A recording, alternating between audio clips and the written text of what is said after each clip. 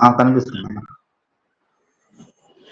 ఇది తెలుగు ఉంటుంది. నేను తర్వాత ఇంగ్లీష్ వాళ్ళకి ఇంగ్లీష్ నేను మీకు అందులోని షేర్ చేస్తా. ఇంగ్లీష్ నోట్స్ మనకి ఏదైతే ఈ తిరుమల వైల్ సీరియస్ ఇన్స్టిట్యూషన్స్ ఉందో అందులో ఇంగ్లీష్ నోట్స్ కూడా పెట్టడం జరుగుతుంది.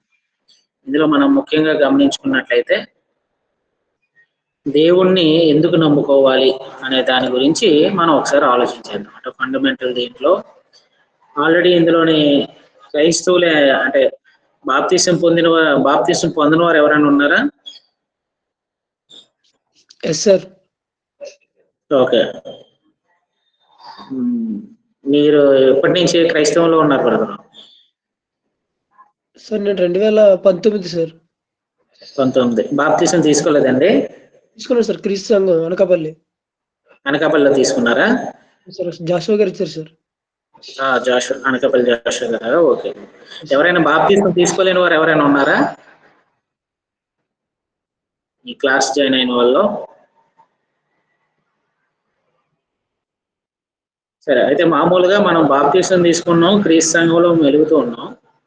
మనం ఎవరికైనా వాక్యం చెప్పాలనుకున్నప్పుడు, దేవుని గురించి వివరించాలనుకున్నప్పుడు, దేవుడు నమ్మని వారు ఎవరైనా ఉన్నా సరే, ఒకవేళ దేవుని నమ్ముకున్న వాళ్ళు ఎవరైనా ఉన్నా సరే, మొదట మనల్ని మనం అడగాల్సిన ప్రశ్న అయినా సరే, లేదా వాళ్ళని అడగాల్సిన ప్రశ్న అయినా సరే, దేవుణ్ణి ఎందుకు నమ్ముకోవాలి అనేది మనం అడగాల్సినటువంటి ప్రశ్న మాట. కొంతమంది అసలు దేవుడు ఉన్నాడా లేదా అని ఆలోచించే వాళ్ళు కొంతమంది ఉంటారు. కొంతమంది దేవుణ్ణి అసలు ఎందుకు నమ్ముకోవాలి అని ఆలోచించే వాళ్ళు కూడా ఉంటారు. సో చాలా మంది దేవుణ్ణి నమ్ముకుంటారు, కానీ అయితే ఎందుకు దేవుణ్ణి నమ్ముకోవాలో తెలియని స్థితిలో కూడా చాలా మంది ఈరోజు ఉన్నట్టుగా మనం గమనిస్తున్నాం. అది క్రైస్తవులు అవ్వచ్చు, హిందువులు అవ్వచ్చు, ముస్లిమ్స్ అవ్వచ్చు. పుట్టుకనే వాళ్ళు వాళ్ళ తల్లిదండ్రులు ఉన్నటువంటి మతంలో వాళ్ళు ఉంటున్నారు కాబట్టి వాళ్ళు అందులో కొనసాగుతూ ఉంటున్నారు. కానీ వాళ్ళు దేవుణ్ణి ఎందుకు నమ్ముకుంటున్నారు, దేవుణ్ణి ఎందుకు నమ్ముకోవాలి అనేటువంటి దాన్ని చాలా మంది ఎక్కువగా అంత సీరియస్ గా ఆలోచించరు. మనం క్రైస్తవంలో మనం గమనించినట్లయితే దేవుని ఎందుకు నమ్ముకోండి అని చెప్తున్నాము అంటే, మొట్టమొదటిది నిత్య జీవం కోసం మనం చెప్తున్నాం. మనం గమనించినట్లయితే యోహాను సువార్త 17వ అధ్యాయము 3వ వచనాన్ని మనం చూసుకున్నట్లయితే, అద్వితీయ సత్యదేవుడైన నిన్నును నీవు పంపిన యేసుక్రీస్తును ఎరుగటియే నిత్య జీవము అని ఇక్కడ మనం చూస్తా ఉన్నాం. అద్వితీయ సత్యదేవుడు అయినటువంటి నిన్నును నీవు పంపినటువంటి యేసుక్రీస్తును ఎరుగటియే నిత్య జీవం. అంటే తండ్రి అయిన దేవుడు యెహోవా దేవుణ్ణి, అలాగే ఆయన కుమారుడు అయినటువంటి యేసుక్రీస్తుని ఎరగడం అనేది నిత్య జీవం అంట. నిత్య జీవము అంటే పరలోకానికి వెళ్ళడం నిత్య జీవం. అంటే ఈ భూమి మీద ప్రతి మనిషి కొంతకాలం బ్రతుకుతాడు వాడి యొక్క ఆయుష్ కాలాన్ని బట్టి. 60 సంవత్సరాలు, 70 సంవత్సరాలు, లేదా 100 సంవత్సరాలు. తర్వాత లైఫ్ ఏంటి, చనిపోయిన తర్వాత లైఫ్ ఏంటి? క్రైస్తవంలో ప్రతి ఒక్కరూ చెప్పేది ఏంటంటే, మన యొక్క భౌతిక మరణం తర్వాత నిజమైన జీవితం అనేది ప్రారంభించబడుతుంది. అదే నిత్య జీవము, పరలోక రాజ్యము. అందులో మనం నిత్యము నివసించాలంటే మనం ఏం చేయాలంటే, దేవుణ్ణి అలాగే ప్రభు అయినటువంటి యేసుక్రీస్తుని మనం విశ్వసించాలి. దేవుణ్ణి ఎందుకు నమ్ముకోవాలి? వాళ్ళని మనం నమ్మడం ద్వారా మనం ఈ భూమిని విడిచిపెట్టిన తర్వాత మనం నిత్య జీవాన్ని పొందుతాం, పరలోక రాజ్యానికి మనం వెళ్ళగలుగుతాం. అది మనకు ఉన్నటువంటి ఒక హోప్. రెండోది మనం గమనించుకున్నట్లయితే, ఈ భూమి అంతా కూడా పాపంతోనూ, వ్యసనాలతోనూ, బానిసత్వంలోనూ, సాతాను రాజుగా, లోక అధికారిగా ఈ లోకాన్ని ఏలుతున్నటువంటి పరిస్థితి. అటువంటి వారు రక్షణ పొందాలి. అలా రక్షణ పొందడం కోసమే దేవుడు ఏం చేశాడంటే, తన కుమారుడైనటువంటి యేసుక్రీస్తుని ఈ భూలోకానికి పంపించారు. ఆయన వచ్చి సువార్త ప్రకటించడం ద్వారా ఆ సువార్తను అంగీకరించిన వారు, యేసుక్రీస్తు నామమున బాప్తిసం పొందిన వారు అందరూ కూడా రక్షింపబడుతున్నట్టుగా మనం చూస్తున్నాం. సో దేవుణ్ణి ఎందుకు నమ్ముకోవాలంటే, ఒకటి మన గోల్ ఏంటంటే అందరూ పరలోకానికి వెళ్ళాలి. అది అసలైన జీవితం ప్రారంభం అక్కడ అవుతుంది. దానికోసం మనం నమ్ముకోవాలి. 2, మనం రక్షింపబడడానికి, దేని నుండి?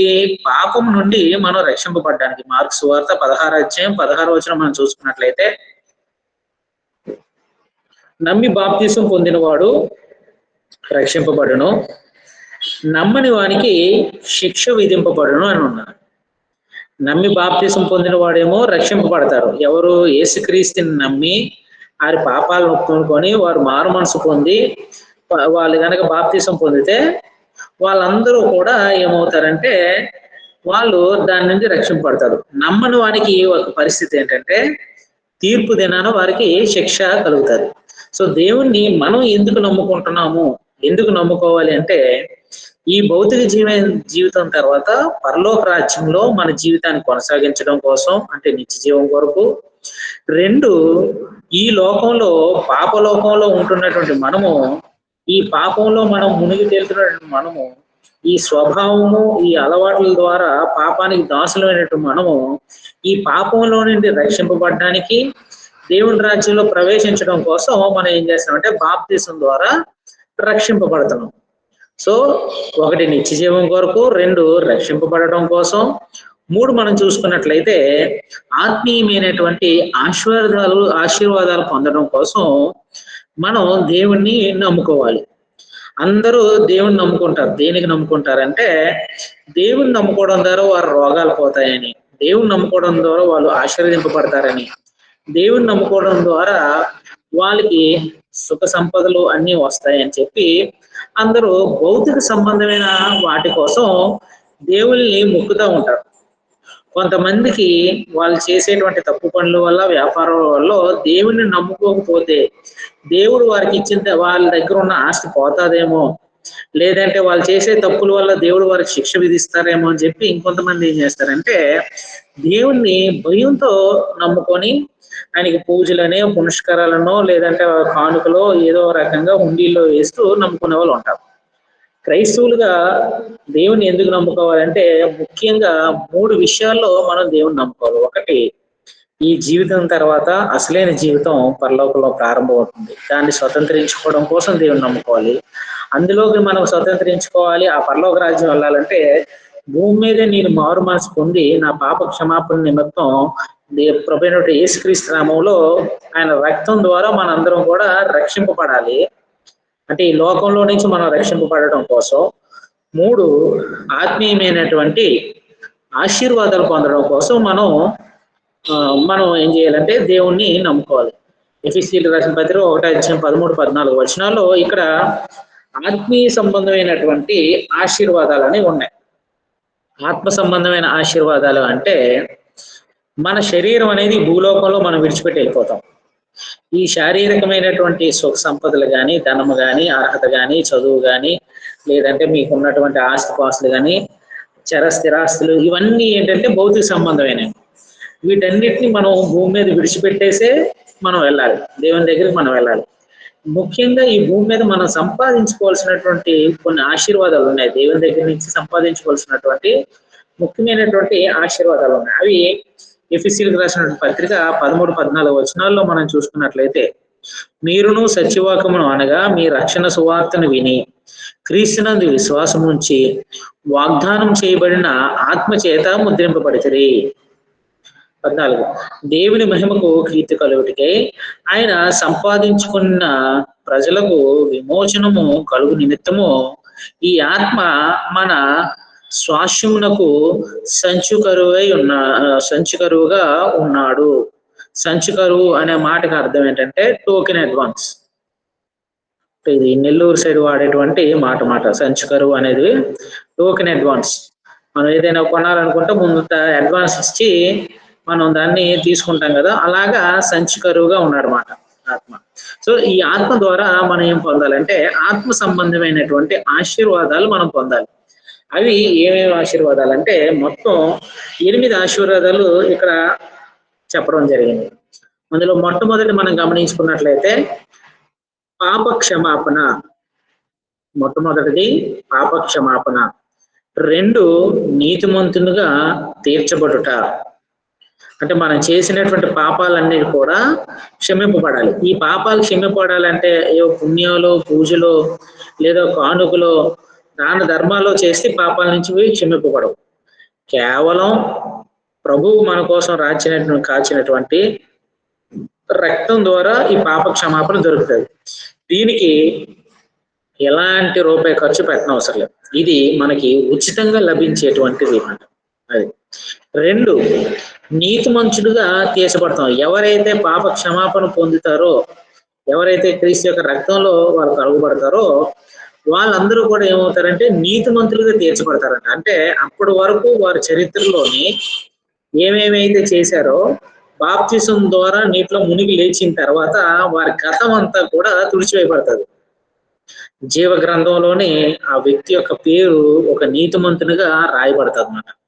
సో దేవుని దగ్గరికి వెళ్ళి ఫలానా బ్రదరు అప్పుడు ఇన్ని పాపాలు చేశాడు, ఈ తప్పులు చేశాడు, లేదా అబద్ధం ఆడాడు, లేదా దొంగతనం చేశాడు అని ఏదైనా చెప్పామనుకో, దేవుడు ఆ వ్యక్తిని చూసినప్పుడు బాప్తిసం పొందిన దగ్గర నుంచే ఆయన యొక్క చరిత్రని ఆయన గుర్తుపెట్టుకుంటాడు. అంతకు ముందుది ఆయనకి గుర్తుండదు. ఆయన ఎప్పుడు కూడా మనుషుల అపరాధాలని పాపాలని ఎన్నడూ జ్ఞాపకం చేసుకున్నాడు అనమాట. సో మనల్ని ఏం చేస్తున్నాడంటే నీతిమంతులుగా తీరుస్తున్నాడు. ఈ నీతిమంతులుగా తీర్చేది కూడా ఉచితంగా ప్రభు యొక్క రక్తంలో జరుగుతుందన్నమాట. సో దీనికి మనం లంచాలు ఇవ్వాల్సిన పని లేదు, దీనికోసం మనం పెద్దగా కష్టపడాల్సిన పని లేదు, దీనికోసం మనం రికమెండ్ చేయాల్సిన పని లేదు. సో మనకి క్రీస్తు రక్తం ద్వారా పాప క్షమాపణ దొరుకుతుంది. అంతేకాకుండా మనం నీతిమంతులుగా తీర్చబడుతున్నాం. ఆ రోజు నుంచి మనకంటూ ఒక పుస్తకం అనేది ఉంటదన్నమాట. ఒక బుక్ అనేది మనకు ఉంటది. అందులో మనం రాసేది, మనం చేసే ప్రతి ఉంటది. మనం మంచి చేస్తే మంచి నోట్ అవుతుంది, మనం చెడు చేస్తే చెడు నోట్ అవుతుంది. సో బాప్తిసం తర్వాత నీతిమంతులుగా తీర్చబడిన తర్వాత మనం ఎలా ఉంటాం అనేది మన మీద ఆధారపడి ఉంటుంది. దేవుడైతే మనల్ని పవిత్రులుగా చేసేసి పెట్టాడు, కానీ మనం ఆ పవిత్రతని, ఆ పరిశుద్ధతని మనం కాపాడుకోవాలి. 1 కొరింథీయులకు రాసిన పత్రిక 1వ అధ్యాయం మీరు 2వ వచనం చదువుకుంటే అక్కడ క్లియర్ గా ఉంటుంది అన్నమాట. క్రీస్తు యేసునందు పరిశుద్ధపరచబడి పరిశుద్ధులుగా ఉండుటకు మనం పిలువబడ్డాం అన్నమాట. సో తర్వాత 3వ విషయం చూసుకున్నట్లయితే పరిశుద్ధాత్మ అనేటువంటి వరం మనం పొందుతాం. అది అపోస్తలుల కార్యాలు 2వ అధ్యాయం మనం చూసుకున్నట్లయితే ఎవరైతే యేసుక్రీస్తు నామాన బాప్తిసం పొందుతారో వారు పరిశుద్ధాత్మ వరాన్ని పొందుతారు. ఇది పరిశుద్ధాత్మ శక్తి కాదు. పరిశుద్ధాత్మ శక్తి అపోస్తలుల కార్యాలు మనం 2వ అధ్యాయంలోని మేడ గది మీద విశ్వాసుల మీదకి అగ్నివలే వచ్చింది, అది శక్తి. ఇదేంటంటే పరిశుద్ధాత్మ వరం. ఈ పరిశుద్ధాత్ముడు మనలో ఉండి మనల్ని దేవుని వైపు నడిపించడం కోసం, మనం తప్పు చేస్తే మనల్ని హెచ్చరించడం కోసం, మనల్ని అలర్ట్ చేస్తూ ఉంటాడు అనమాట. అంటే ఒక రకంగా చెప్పాలంటే మనశ్శాక్షి అనేది ఒకటి ఉంటది కదా, మనం చేసిన దానికి రైట్ అని ఆలోచిస్తాం కదా, అలాగా పరిశుద్ధాత్మ వరం ద్వారా పరిశుద్ధాత్మను మనలో ఉంటూ మనలో నివసిస్తూ ఆయన మన కోసం దేవునికి రహస్యంగా విజ్ఞాపనలు కూడా చేస్తూ ఉంటారు అన్నమాట. సో ఆత్మ సంబంధమైనటువంటి ఆశీర్వాదాలు మనం చూసుకున్నట్లయితే మన పాపాలు క్షమింపబడుతున్నాయి, మనం నీతిమంతులుగా తీర్చబడుతున్నాం. 3వది పరిశుద్ధాత్మ అనేటువంటి వరాన్ని కూడా మనం పొందుతున్నాం. అలాగే మనం చూసుకున్నట్లయితే 4వది చూసుకున్నట్లయితే ఎవరైతే పరిశుద్ధపరచబడ్డారో, ఎవరైతే నీతిమంతులు తీర్చబడ్డారో వాళ్ళందరూ కూడా దేవుని కుమారులుగా అవుతున్నమాట. మనందరం కూడా దేవుని కుమారులు అవడం అనేది అది గొప్ప సంగతి. అంటే లోకంలోని ఈ మతంలోని ఇక్కడ కూడా లేనటువంటి ఇదేంటంటే అక్కడ దేవుడు భక్తులు, దేవుడు పరిచారకులు, దేవుడు ఆయన నమ్ముకున్నటువంటి విశ్వాసులు ఉంటారు. కానీ క్రైస్తవంలోని ఉన్నటువంటి గొప్ప ఇదేంటంటే ఎఫెసీయులకు రాసిన పత్రిక 1వ అధ్యాయం 4 నుంచి 6 వచనాలు మనం చూసుకున్నట్లయితే అనాది కాలమైనటువంటి దేవుని యొక్క సంకల్పాన్ని మనం చూసుకున్నట్లయితే జగత్తు పునాది వేయబడక మునిపే క్రీస్తు లాంటి అనేక కుమారులు కావాలనేది దేవుని యొక్క చిత్తం. ఆ చిత్తం ద్వారా మనందరం కూడా దేవుని యొక్క కుమారులుగా పిలువబడతాం. అది చాలా గొప్ప అర్హత. దాని విలువ సామాన్యులకు అర్థం కాదు, ఆ విలువ అది పొందుకున్న వాళ్ళకి అర్థం అవుతుంది. ఏ అనిల్ అంబానో ఎవరో మనల్ని దత్తత తీసుకున్నారనుకో, అప్పుడు మనకు అర్థమవుతుంది అనమాట ఆ రాయల్ లైఫ్ ఎలా ఉంటుంది ఏంటనేది. దేవుడు మనల్ని ఆయన కుమారులుగా స్వీకరిస్తున్నాడంటే అలాంటి క్వాలిటీ లైఫ్ కూడా ఆయన మన దగ్గర నుంచి ఆశిస్తాడనేది కూడా మనం చూడాలి. తర్వాత 5వది మనం చూసుకున్నట్లయితే ఆత్మ సంబంధమైన ఆశీర్వాదాలు మనం చూసుకున్నట్లయితే దేవుని కుమారులు అవడమే కాకుండా దేవుని రాజ్యంలోనికి మనం ప్రవేశిస్తాం. అంటే ఈ లోకంలో నుండి లేదా సాతాను యొక్క అధికారంలో నుండి చీకటిలో నుండి ప్రకాశవంతమైన వెలుగులోకి వెళ్ళినట్టుగా, సాతానులో నుండి దేవుని రాజ్యంలోకి వెళ్ళినట్టుగా, ఈ లోక అధికారి నుండి మనందరం కూడా క్రీస్తు సంఘంలోనికి వెళ్ళేటట్టుగా దేవుని రాజ్యంలో మనం ప్రవేశించగలుగుతాం. ఇది ఆత్మ సంబంధమైనటువంటి ఒక ఆశీర్వాదం. తర్వాత మనం చూసుకున్నట్లయితే ఈ భూమి మీద క్రీస్తు సంఘంలోని సభ్యులు అవడం అనేది కూడా గొప్ప ఆశీర్వాదం. ఎందుకంటే క్రీస్తు సంఘంలో ఎవరైతే సభ్యులుగా మనం జీవించగలుగుతామో, సంఘంలో మనం ఎప్పుడైతే సభ్యులుగా అన్ని కార్యక్రమాల్లో పాల్గొనగలుగుతామో, తీర్పు దినాన్న సంఘంతో సహవాసం ఎవరు కలిగి ఉంటారో వారు తీర్పుని ఎదుర్కోగలుగుతారు. సంఘానికి రాకుండా, సంఘంతో సహవాసం లేకుండా ఒంటరిగా నేను విశ్వాసంగా బ్రతుకుతానంటే అవదు. సో ఒక ఒక కర్రని విరవడం చాలా సింపుల్. అది ఒక 10 కర్రలు కలిపి ఒక కట్టుగా కడితే ప్రసంగి గ్రంథంలో చెప్పారన్నమాట. సో అలాంటప్పుడు ఆ 10 కర్రలు నిర్వహణ కష్టం. సంఘంతో ఎవరైతే సభ్యత్వం కలిగి ఉంటారో వాళ్ళు ఏం చేస్తారంటే వారి యొక్క పరిశుద్ధతని వాళ్ళు కాపాడుకుంటారు, వాళ్ళ యొక్క నీతిని వాళ్ళు కాపాడుకుంటారు, అనుక్షము దేవుని యొక్క వాక్యాన్ని ధ్యానిస్తూ ఉంటారు. కాబట్టి వాళ్ళందరూ కూడా క్రీస్తు యొక్క సంఘంలో సభ్యులుగా ఉండడం ద్వారా దేవుని రాజ్యంలో సభ్యులుగా వాళ్ళు ఉంటూనే తీర్పు దినాన మనం పరలోకానికి ప్రవేశించడానికి సంఘం అనేది మనకు సహాయం చేస్తుంది. సంఘం యొక్క సభ్యత్వం, సంఘంలో యొక్క ఉన్నటువంటి సహవాసం మనల్ని దేవుని రాజ్యంలో స్థిరంగా ప్రవేశించగలిగేటట్టుగా మనకి ఇక్కడ అది సంఘం ఉపయోగపడుతుంది. అంటే ఒక సముద్రంలోని ఒక పడవ ఎలాగైతే ఒక మనిషికి సురక్షితంగా ఉంచుతుందో, ఈ లోకం అనేటువంటి పాపంలో క్రీస్తు సంఘం అనేది ఒక పడవ లాంటిది. నోవాహు కాలంలోని జలప్రలయంలో ఎలాగైతే ఆ ఓడ నోవాహు కుటుంబాన్ని రక్షించిందో, ఇప్పుడు ప్రస్తుతం పాపం ఉన్నటువంటి ఈ సమాజంలోని క్రీస్తు సంఘం అనేటువంటిది మనల్ని కాపాడుతుంది. కాబట్టి అందులో సభ్యులు అవడం అనేది గొప్ప విషయం. తర్వాత 7వ విషయాన్ని కనుక మనం చూసుకున్నట్లయితే, ఆశీర్వాదాల విషయాల్లోనే 7వ విషయం మనం చూసుకున్నట్లయితే, మనకి ప్రభువు ద్వారా కొత్త నిబంధన అనేది ఇవ్వబడింది. ఇప్పుడు వరకు నేను ఒక హిందువుగా ఉండొచ్చు, ముస్లింగా ఉండొచ్చు, లేదా ఒక యూదుడుగా ఉండొచ్చు. సో అక్కడ నాకు వేరే వేరే నిబంధనలు ఉండొచ్చు. కానీ వాటన్నిటి నుంచి నేను విముక్తి పొంది కొత్త నిబంధనలోనే నేను భాగస్వామ్యం అవుతాను. కొత్త నిబంధన మనకు అర్థం కావాలంటే మత్తయి సువార్త 5, 6, 7 అధ్యాయాలు చదివితే క్రీస్తు యొక్క నూతన నిబంధన ఏంటి, కొత్త నిబంధన ఏంటో మనకు అర్థం అవుతుంది. అంటే పాత నిబంధన అనేది యూదులకు చెప్పబడ్డాడు, అది రాబో యొక్క ఛాయ. కొత్తది వచ్చినప్పుడు పాతది వడలిపోతుంది. కాబట్టి మనం కొత్త నిబంధనలోకి ప్రవేశించగలుగుతాము. ఆ నిబంధనలో ప్రభు ఇచ్చినట్లు ఆజ్ఞలను, కట్టలను, విధులను మనం గనక గైకొన్నట్లయితే మనందరం కూడా ఏమవుతామంటే నిత్యరాజ్యంలోని ప్రవేశించగలుగుతాం. సో దేవుని నమ్ముకోవడం ద్వారా మనం గమనించినట్లయితే పాప క్షమాపణ, ఆత్మీయమైనటువంటి దేవుని నమ్ముకోవడం ద్వారా మనకి మొట్టమొదట నిత్యరాజ్యాన్ని పొందగలుగుతాం. అంటే పరలోకానికి వెళ్ళడానికి మనం అర్హత పొందుతాం. 2 రక్షింపబడతాం బాప్తిసం ద్వారా. 3 ఆత్మీయ ఆశీర్వాదాలు పొందుతాం. అందులో ఆత్మీయ ఆశీర్వాదాలను గమనించినట్లయితే పాప క్షమాపణ, నీతిమంతులుగా తీర్చబడుతున్నాం, పరిశుద్ధాత్మ వరాన్ని పొందుతున్నాం, దేవుని కుమారులు అని పిలువబడుతున్నాం, దేవుని రాజ్యంలో ప్రవేశిస్తున్నాం, క్రీస్తు సంఘంలో సభ్యులు అవ్వగలుగుతున్నాం. 7వ విషయం చూసుకున్నట్లయితే కొత్త నిబంధనలు అడుగుపెడుతున్నాం. 8 చూసుకున్నట్లయితే మరణం నుండి మనకి విడుదల పొందగలుగుతున్నాం. మామూలుగా మనం చూసుకున్నట్లయితే 2 రకాల మరణాలు ఉంటాయి క్రైస్తవులకి. ఒకటి భౌతిక మరణం. ఆ మరణం నుండి ఎవరూ తప్పించుకోలేరు. భూమి మీద పుట్టిన ప్రతి ఒక్కరూ మరణించాలి. ఎవరో బైబిల్లో చూసుకున్నట్లయితే ఒక 2 మాత్రమే దాని నుంచి విడుదల పొందింది. ఒకరు హానోకు, 2 ఏలియా. వాళ్ళు మరణం రుచి చూడకుండా దేవునితో నడిచినటువంటి వారు, వాళ్ళు వెళ్ళిపోయారు. భౌతిక మరణం అనేది ప్రతి మనిషికి సంభవించేది. ఇక్కడ మాట్లాడుతున్న మరణం నుండి విడుదల ఏంటంటే ఆత్మీయమైనటువంటి మరణం గురించి మాట్లాడుతున్నారు. భౌతిక మరణం పర్వాలేదు, కానీ ఆత్మీయంగా మరణించాడంటే ఒక వ్యక్తి మాత్రం ఆయన వెళ్ళేటువంటి డెస్టినేషన్ ఏంటంటే నరకానికే వెళ్తారన్నమాట. సో భౌతిక మరణం కన్నా ఆత్మీయ మరణానికి మనం చాలా భయపడాలి. క్రీస్తు రావడం ద్వారా, ఆత్మీయ ఆశీర్వాదాల ద్వారా క్రీస్తు మరణాన్ని జయించినట్టుగా మనం కూడా మన ఆత్మీయ మరణాన్ని మనం జయించగలం. తీర్పు దినాన ఆ తీర్పును మనం ఫేస్ చేసి మనం మరణం నుండి విడుదల పొందుతాం. ఇవి 8 ఆశీర్వాదాలని ఉన్నాయి. ఈ 8 ఆశీర్వాదాలకి చేయాల్సినటువంటి పొందడానికి మనకి ఏమైనా అర్హత ఉన్నదా అని అంటే మనకి ఏ అర్హత లేదు. కేవలం దేవుని యొక్క కృప. మనం క్రీస్తుని రక్షకుడిగా అంగీకరిస్తే చాలు. ఈ 8 ఆశీర్వాదాలు మనం ఉచితంగా పొందగలిగేటువంటి స్థితిలో మనం ఉన్నామన్నమాట.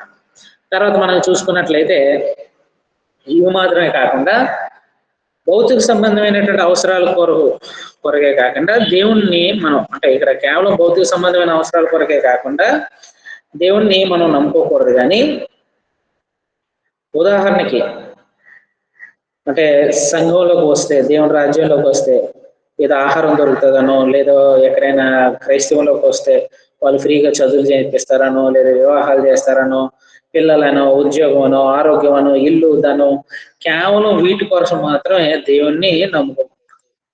చాలా వరకు క్రైస్తవంలో సుమారు అంటే ప్రపంచవ్యాప్తంగా ఉన్నటువంటి క్రైస్తవంలో సుమారు 90% మంది వీటి కోసమే దేవుణ్ణి నమ్ముకుంటారు. ఇప్పుడు క్రీస్తు సంఘం దగ్గరికి వద్దాం. క్రీస్తు సంఘం ప్రపంచవ్యాప్తంగా చూసుకున్నట్లయితే 10%. ఈ 10%లో 9% కూడా క్రీస్తు సంఘంలో ఉంటూ వీటి కోసం ఆశపడతారు. వారికి ఆహారం కావాలి, చదువు కావాలి, వివాహం కావాలి, పిల్లలు కావాలి, ఉద్యోగం కావాలి, ఆరోగ్యం కావాలి, ఇల్లు ధనం. సో వీటి కోసమే దేవుణ్ణి నమ్ముకునే వాళ్ళు ఉన్నారు. ఇప్పుడు మనం గమనించినట్లయితే మత్తయి సువార్త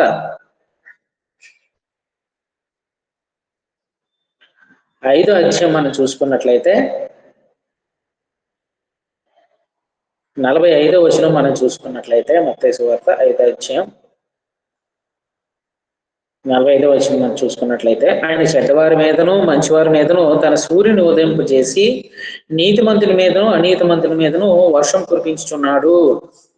అంటే భౌతిక సంబంధమైన ఆశీర్వాదాలు అందరికీ చెందితే దానికోసం ఆయన ఎలాంటి భేదం లేకుండా నీతిమంతుడైనా అనీతిమంతుడైనా ఎలాంటి వారి మీదైనా సరే ఆయన సూర్యుని ఉదయింపజేస్తున్నాడు, వర్షాన్ని కూడా కురిపిస్తున్నాడు. కాబట్టి భౌతిక సంబంధమైనటువంటి అంటే ఆత్మ సంబంధమైనటువంటి ఆశీర్వాదాలు కేవలం దేవుని నమ్ముకున్న వారికి మాత్రమే చెందుతాయి. ఎవరైతే ఈ ఆత్మ సంబంధమైన ఆశీర్వాదాలు పొందుకుని దేవుని యందు భయభక్తులు కలిగి ఉంటారో మనం కూడా భౌతికంగా కూడా కొంతవరకు మనం ఆశీర్వదింపబడతాం. అంటే క్రైస్తవులుగా మనం ఒక జాబ్ చేసేటప్పుడు నెల అంతా పనిచేస్తే ఆయన ఎదురు చూసేది దేనికోసం అంటే ఆ నెల చివరిలో లేదా నెల మొదట్లో వచ్చే జీతం కోసం పనిచేస్తాడు. అవునా కదా? ప్రతి ఒక్కరు మనం పనిచేసేది దేనికోసం? జీతం కోసం మనందరం పనిచేస్తాం. అలాగే క్రైస్తవంలో కూడా ఆత్మ సంబంధమైనటువంటి ఆశీర్వాదాల కోసం, ఆత్మ ఫలాలు ఫలించడం కోసం మనం పనిచేయాలి. అది మంత్లీ శాలరీ లాంటిది. సంవత్సరంలో ఒకసారి బోనస్ ఇస్తారు. ఎవరైనా బోనస్ కోసం పనిచేసే వాళ్ళు ఉంటారా? నాకు జీతం వద్దు, సంవత్సరంలో వచ్చి బోనస్సే కావాలని పనిచేసే వాళ్ళు ఉంటారా? అలా ఎవరైనా ఉన్నారంటే వాళ్ళందరూ కూడా భౌతిక సంబంధమైన వాటి కోసం ఎదురు చూస్తున్నమాట. బోనస్ అనేది ఒకసారి వస్తుంది సంవత్సరంలో, కానీ నెల నెల జీతం వస్తుంది.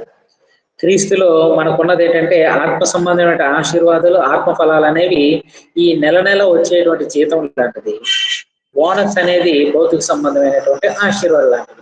సో ఆయన బిడ్డలుగా, ఆయన కుమారులుగా, క్రీస్తు యొక్క సహోదరులుగా మనం ఉంటున్నాం కాబట్టి వీటిని కూడా మనం పొందుతాం. కొరింథీయులకు రాసిన పత్రిక మనం చూసుకున్నట్లయితే 1వ కొరింథీయులకు రాసిన మొదటి పత్రిక 15వ అధ్యాయము 19వ వచనం కనుక మనం చూసుకున్నట్లయితే ఈ జీవిత కాలం మట్టుకే మనం క్రీస్తునందు నిరీక్షించు వారమే ఉన్న ఎడల మనుషులందరికంటే దౌర్భాగ్యులమై ఉండుము అన్నాడు. అంటే ఈ జీవితకాలం మట్టుకే మనం క్రీస్తునందు నిరీక్షణ ఉంచామనుకోండి, అంటే ఏదైతే ఉందో ఈ బ్రతుకు అంతకాలం క్రీస్తు మీద మేము నిరీక్షణ ఉంచి మనుషులందరికంటే దౌర్భాగ్యులమై ఉంటామంట. ఎందుకు? వాళ్ళు కూడా ఈ లోకంలో ఉన్నంతకాలం దేవుని వాళ్ళు ఎందుకు నమ్ముకోరు అంటే వాళ్ళ అవసరాలు తీరడం కోసం వాళ్ళు నమ్ముకుంటారు. ఆ చనిపోయిన తర్వాత ఎక్కడికి వెళ్ళాలి, ఏమవుతుంది దానికోసం ఆలోచించరు. ఈ రోజు కూడా క్రైస్తవంలో చాలా మంది ఏమన్నారంటే ఈ జీవితకాలం మట్టుకే మనకి క్రీస్తు, మనం బతికున్నంత వరకు నేను క్రీస్తుని నమ్ముకుంటే చాలు, భౌతికంగా నేను సుఖంగా ఉంటే చాలు, ఆనందంగా ఉంటే చాలు, సంతోషంగా ఉంటే చాలు, అలాంటి నిరీక్షణ పెట్టుకున్నామంటే మనుషులందరికంటే మనం దౌర్భాగ్యులం అవుతాం.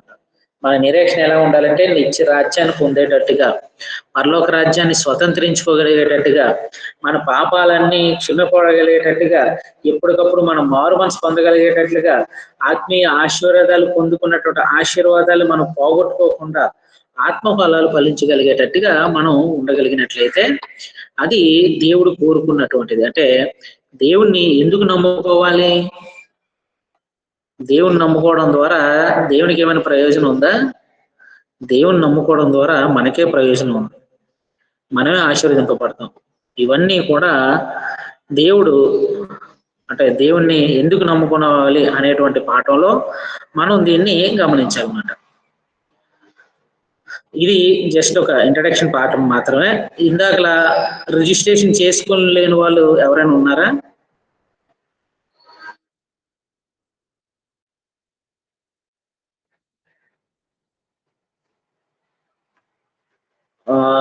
శ్రీనివాసులు గారు, సివి శ్రీనివాసులు గారు.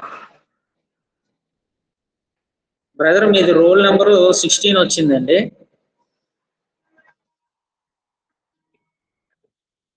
ఎవ్రీ వీక్ అటెండెన్స్ తీస్తాము. అందులో మీ roll number 16.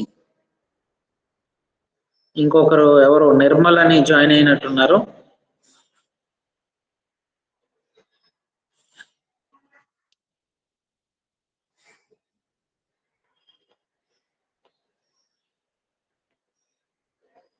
Kanikapuram Nirmalamma aunty.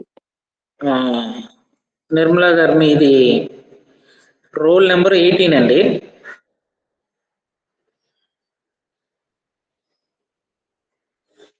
మీ roll number 18. So C V Srinivas గారి యొక్క రోల్ నెంబరు 17. ఇంకొకరు ఎవరు జాయిన్ అయ్యావా?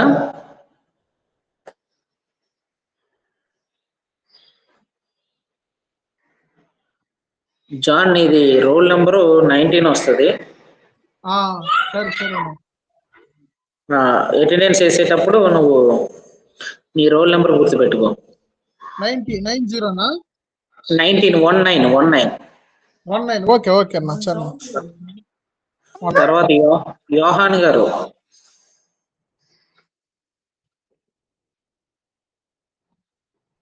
అన్నా మీ రోల్ నెంబరు 20 అండి.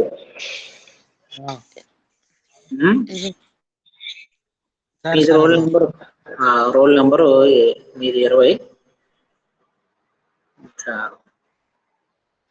ఒకసారి మనది ఎజెండా చెప్తున్నాను.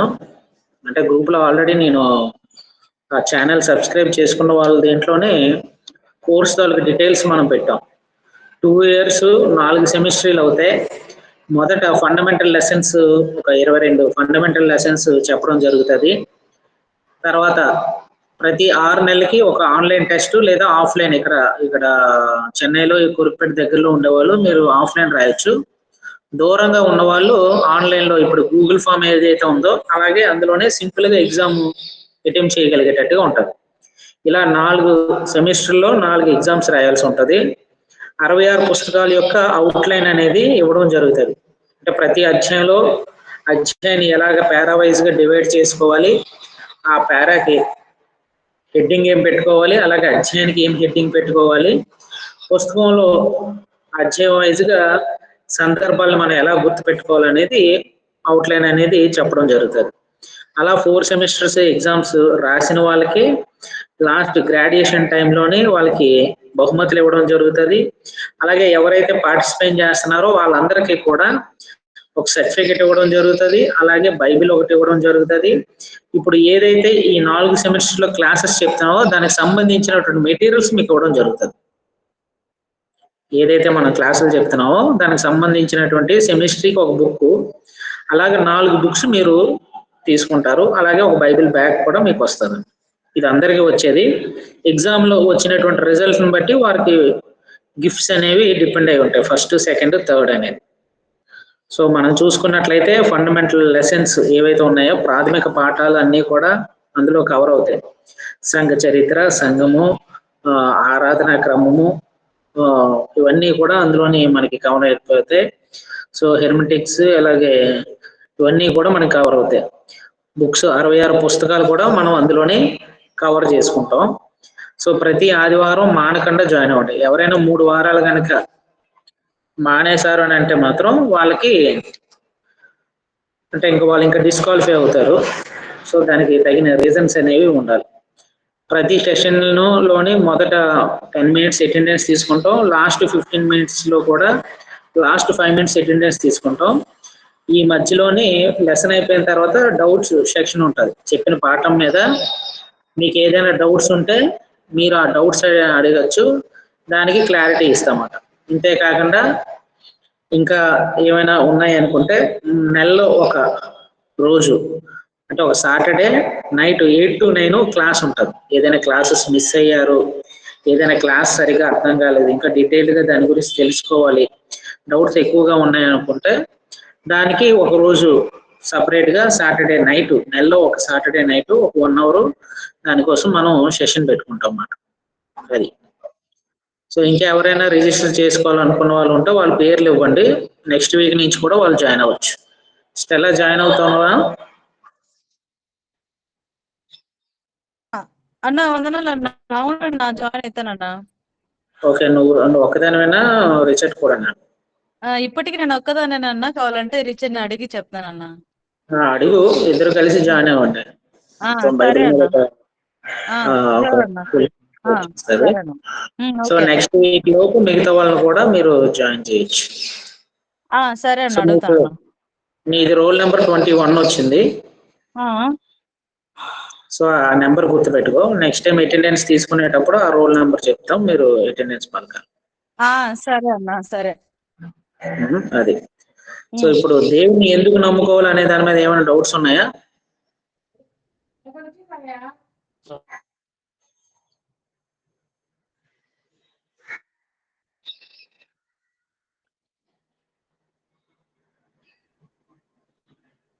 డౌట్ లేవు అనుకుంటే నేను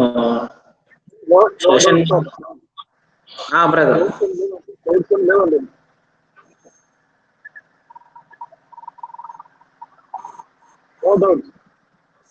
నో డౌట్స్ అండి. ఓకే.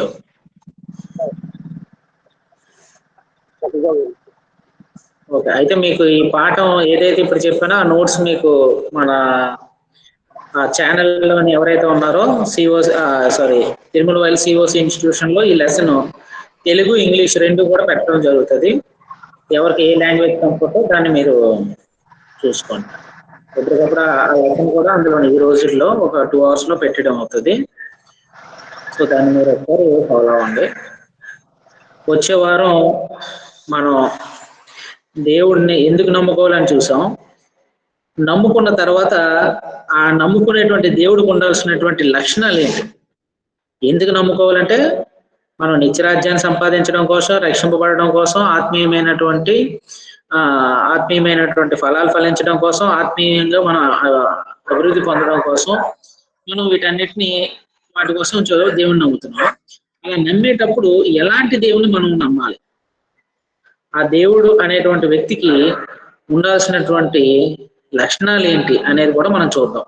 సో ఇప్పుడు ఆత్మ సంబంధమైన ఆశీర్వాదాలన్నీ చూసాం. ఈ ఆత్మ సంబంధమైన ఆశీర్వాదాలు ఇవ్వగలిగినటువంటి దేవుడు ఎవరు? ఒకవేళ దేవుడు అని పిలిస్తే ఆయనకు ఉండాల్సినటువంటి లక్షణాలు ఏంటి? ఏ లక్షణాలను బట్టి మనం దాన్ని డిఫైన్ చేయగలుగుతాం? ఫర్ ఎగ్జాంపుల్ గోల్డ్ అనేది ఉంది, ఇది బంగారము అని ఎలా మనం ఐడెంటిఫై చేయగలుగుతాం? ఒక వెండి ఉన్నది, ఇది వెండి అని మనం ఎలా ఐడెంటిఫై చేయగలుగుతున్నాం? ఒక ఇనుము ఉంది, అది ఇనుము అని మనం ఎలాగ దాన్ని చెప్పగలుగుతున్నాం? అలాగే దేవుణ్ణి కూడా ఐడెంటిఫై చేయడానికి కొన్ని లక్షణాలు ఉంటాయి అన్నమాట. దాన్ని మనం వచ్చే వారం తెలుసుకుందాం. దేవుణ్ణి ఎందుకు నమ్ముకోవాలి అనేది ఈ వారం మనం గమనించాం. వచ్చే వారం దేవుడి యొక్క గుణ లక్షణాలు, ఎవరు నిజమైన దేవుడు, దేవుడు అనే వారికి ఏ క్వాలిటీస్ ఉంటే ఆయన దేవుడు అవుతాడు అనే దాని మనం వచ్చే వారం మనం తెలుసుకోవడానికి ప్రయత్నం చేద్దాం. ప్రస్తుతానికైతే నాకు ఒక 25 రిజిస్ట్రేషన్స్ అయితే అయినాయి. ఇంకా ఎవరైనా జాయిన్ అవ్వాలి అనుకున్న వాళ్ళు ఎవరైనా ఉంటే, మీ ఫ్యామిలీ మెంబర్స్ లో ఎవరైనా సరే జాయిన్ అవుతారు అని అనుకుంటే చెప్పండి బ్రదర్. 4 to 6 టైం అంతేనా? ఆదివారం 4 to 6 అండి. Okay sir. ఎప్పుడైనా డౌట్స్ ఎక్కువ ఉన్నాయి. డౌట్స్కి టైం ఎంత ఇచ్చారు మీరు? డౌట్స్ కి 15 minutes అండి. డౌట్స్ కి 15 నిమిషాలు. ఎండింగ్ లో అవునండి, ఎండింగ్ లో లెసన్ ఎండింగ్ లోనే మీకు ఒక 15 నిమిషాలు డౌట్స్ కి మనం టైం ఇస్తాం. అలాగే ఎవరైనా లెసన్స్ మిస్ అయ్యారు అనుకుంటే వాళ్ళకి నెలలో ఒక రోజు క్లాస్ పెడతాం అన్నమాట, ఒక 1 hour. ఓకే. అది సాటర్డే నైట్ 8 to 9 ఉంటుంది. ఎగ్జామ్ ఆఫ్లైన్ పర్లేదు కానీ ఆన్లైన్ లో మరి ఎగ్జామ్ అనేది కుదిరిద్దా? కుదురుతుందండి, అది ఆన్లైన్ ఎగ్జామ్ కుదురుతుంది. అంటే ఇప్పుడు గూగుల్ డాక్యుమెంట్ లో ఎలాగైతే మీ డీటెయిల్స్ అప్లోడ్ చేసి సబ్మిట్ చేశారో అలాగే ఆన్లైన్ లో కూడా మీరు అప్లోడ్ చేసి సబ్మిట్ చేయొచ్చు. టైప్ చేసి మాకు పెట్టచ్చు. సింపుల్ గానే ఉంటుందండి, పెద్ద కష్టంగా పేరాలు రాయమని ఏమి ఉండదు. దేవుని ఎందుకు నమ్ముకోవాలి అని అంటే మీరు దానికి సంబంధించి 3 పాయింట్స్ చెప్పండి అంటే ఆ 3 పాయింట్స్ చెప్పేస్తే సరిపోద్ది. నిత్య జీవం కొరకు, రక్షణ కొరకు, ఆత్మీయ ఆశీర్వాదం కొరకు, అది టైప్ చేసేసినా అయిపోతుంది. అలా సింపుల్ గానే ఉంటాయి. చూసా చూడకుండా అనేది ఉంటుంది కదా.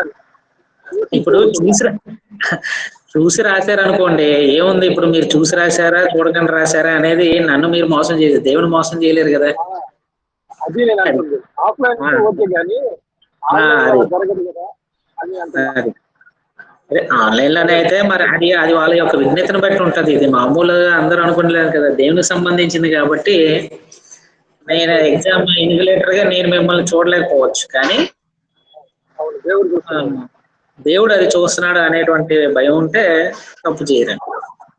అది కూడా నేను వెంటనే మీకు దాని ప్రాసెస్ కూడా మీకు వెంటనే ఆన్లైన్ పెట్టుకునే వాళ్ళకి ఎక్కువ టైం ఏమి ఇవ్వను. అదే వాళ్ళ అడ్వాంటేజ్ తీసుకునే వాళ్ళు మరి వాళ్ళ దేవునికి లెక్క చెప్పుకోవడమే. అది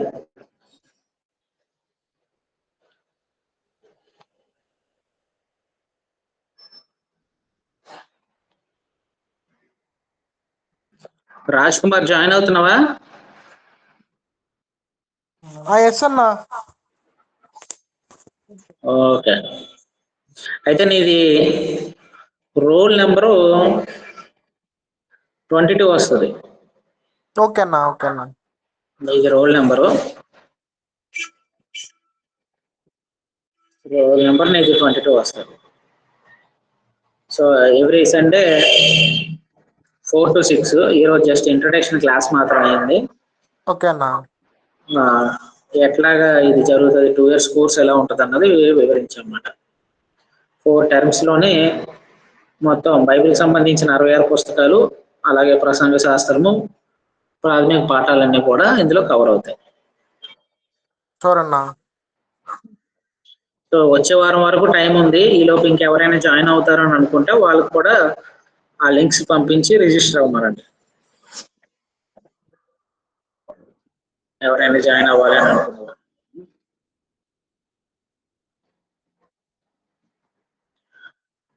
ఇంకేం డౌట్స్ లేవనుకుంటే సార్ మనకి exams semester wise sir? Semester wise ఉంటుందండి. Okay sir. 6 నెలలకు ఒకటి, 6 నెలలకు ఒక ఎగ్జామ్. Okay sir. మీకు ముందుగా చెప్తానులేండి, ఎగ్జామ్ రావడానికి 1 నెల ముందే చెప్తాం. అన్నయ్య ఎగ్జామ్ కి సిలబస్ అన్ని ఇస్తారా, ఎక్కడ నుంచి ఎక్కడ వరకు అన్నట్టు, లేకపోతే ఎలా ఉంటుంది ఎగ్జామ్? ఎవ్రీ వీక్ చెప్పేది ఏదైతే ఉందో ఆ లెసన్ మీకు పెడతాను కాబట్టి అందులో నుంచి ఎగ్జామ్ వస్తుంది. సరే సరే అన్నయ్య. ఇంకోటి ఏ టాపిక్స్ వస్తాయి అనేది టాపిక్ చెప్తాను, మీరు ఆ టాపిక్ చదువుకుంటే రాయగలుగుతారు. అన్ని సరే వన్ వర్డ్ ఆన్సర్స్ లోనే ఉంటది, సింపుల్ ఆన్సర్స్ గా. సరే సరే. ఓకే. ఒక లైన్ లో ఆన్సర్ రాయగలిగేటట్టు ఉంటది, కొన్నిటికి టిక్ మార్క్స్ పెట్టేటట్టు కూడా ఉంటది, right or wrong. So multiple questions లా కూడా ఇస్తాం అన్నమాట. సో ఆ ఎగ్జామ్ అనేది మ్యాండేటరీ ఏం కాదు, జస్ట్ మీకు ఎంతవరకు అర్థం అవుతుంది, ఎంతవరకు మీరు ఫాలో అవుతున్నారు అని తెలుసుకోవడం కోసం అంతే.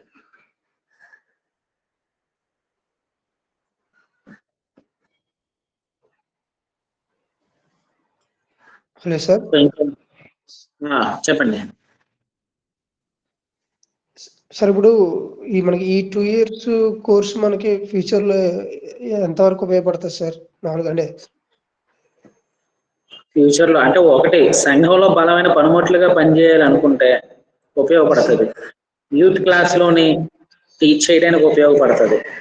ఎవరికైనా ఒక కొత్త వ్యక్తికి వాక్యం చెప్పి బాప్తీసం ఇవ్వగలిగేటట్టుగా ఉపయోగపడుతుంది.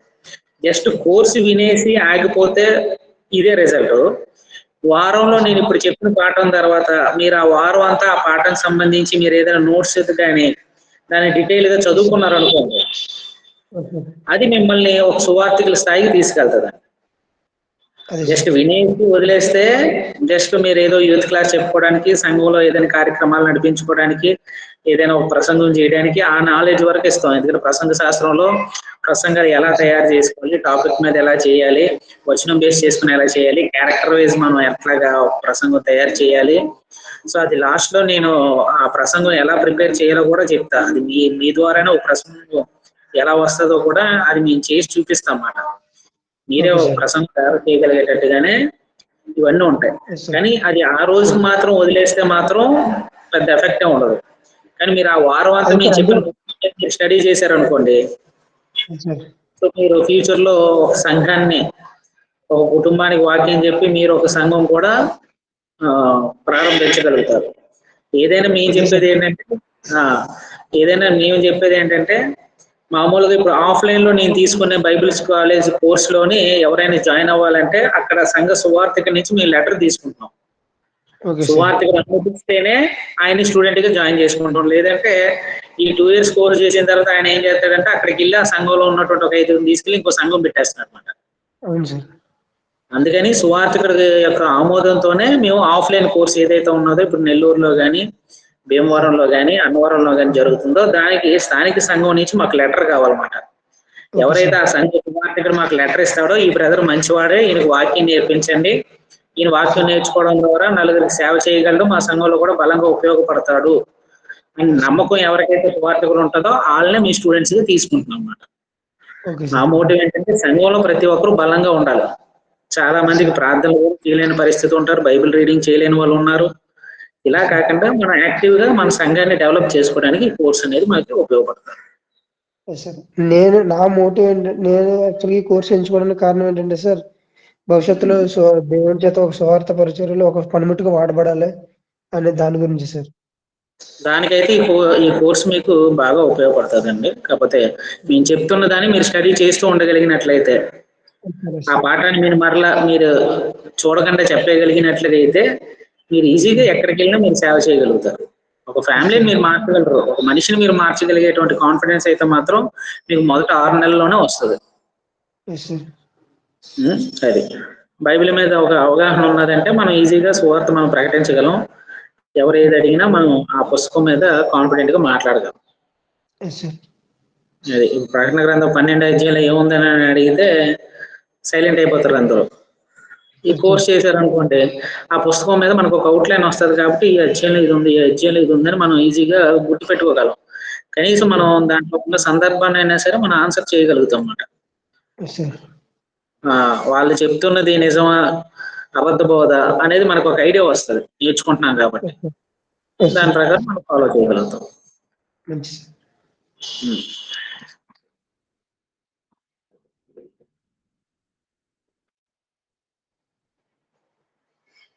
ఇంకేమైనా డౌట్స్ ఉన్నాయండి?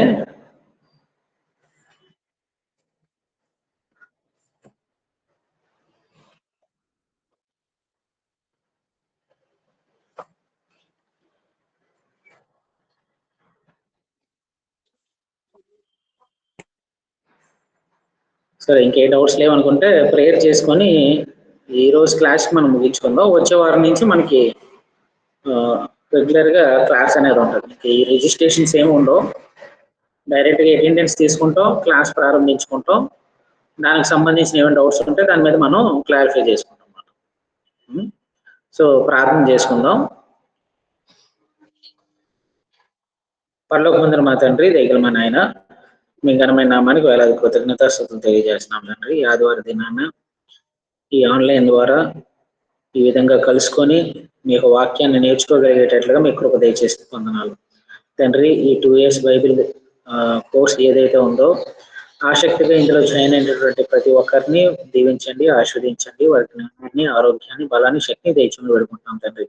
ఈ 2 సంవత్సరాలు వాక్యాన్ని ధ్యానిస్తూ, వాక్యాన్ని చదువుతూ, వాక్యానుసారంగా జీవిస్తూ, ఆ వాక్యం ద్వారా స్థానిక సంఘాల్లో బలంగా మేము పనిచేయగలిగేటట్లుగాను, ఆత్మీయంగా మా కుటుంబాలని, మా యొక్క సంఘాన్ని మేము బలపరచుకోగలిగేటట్లుగాను, మీ చిత్తమైతే మేమందరం కూడా బయటకు వెళ్ళి సువార్త చేస్తూ స్థానిక సంఘాలను మేము స్థాపించగలిగేటట్లుగాను, సువార్త యొక్క పనిలో మేము బలంగా పనిచేయగలిగేటట్లుగాను, ఈ కోర్సు ద్వారా మేము అందరం కూడా జ్ఞానాన్ని పొందగలిగేటట్లుగాను మీ కృప మా అందరిపై దయచేయమని వేడుకుంటున్నాం తండ్రి.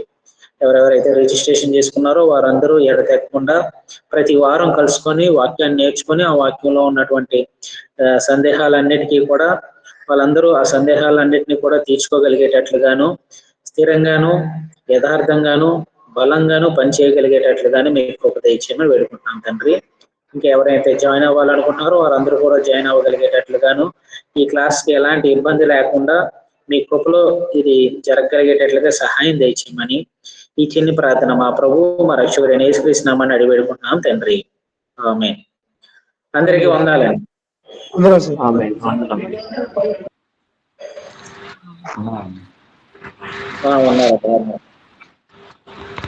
తండ్రి గారు, ఉన్నారు.